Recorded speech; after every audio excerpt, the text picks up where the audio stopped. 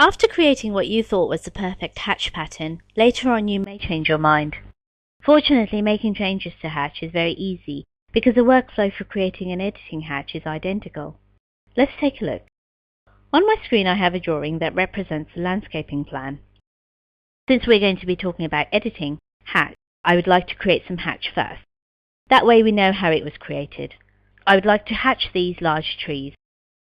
To do that, I will launch the hatch command and then I will click once inside each tree and I'll press enter to accept the default pattern. Now that we have some hatch, let's make some changes. To edit hatch, all you have to do is select it. Notice that AutoCAD is viewing all three of these trees as a single pattern. We can use this to our advantage because any setting changes that we make will be applied to each tree. Also notice that when you select the hatch, AutoCAD brings up the familiar hatch settings. This means that editing hatch is going to be just as intuitive as creating it in the first place. For instance, I would like to change the scale of this pattern. I'll drag across this value and change it to 4 and I will press Tab. I can also change the angle of the pattern by dragging the slider or entering a new value at the end of the line. I could change the transparency of this hatch if I wanted to. Let's change the color. I'll do that by opening the color menu, and since these are trees we will make the color green.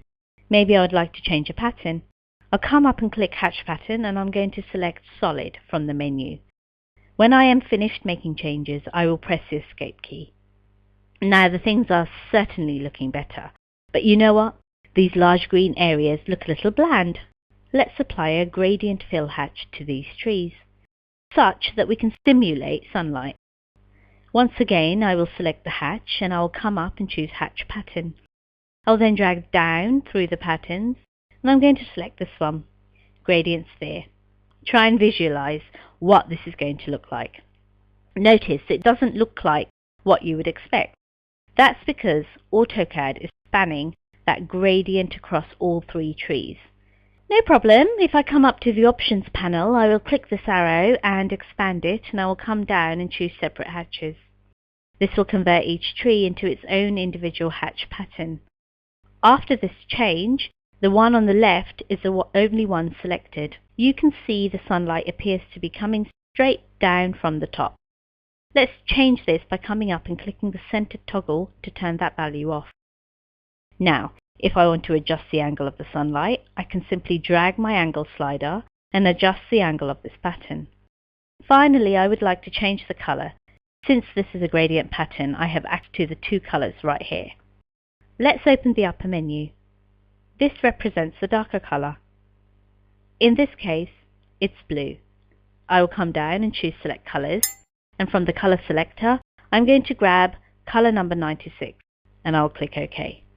When I'm finished, I will press Escape.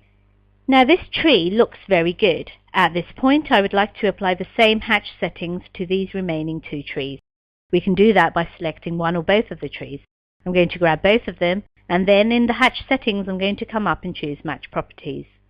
This tool allows us to populate these settings by selecting another hatch pattern.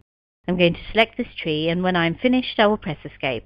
As you can see, AutoCAD makes it easy to edit hatch using the familiar ribbon tab settings.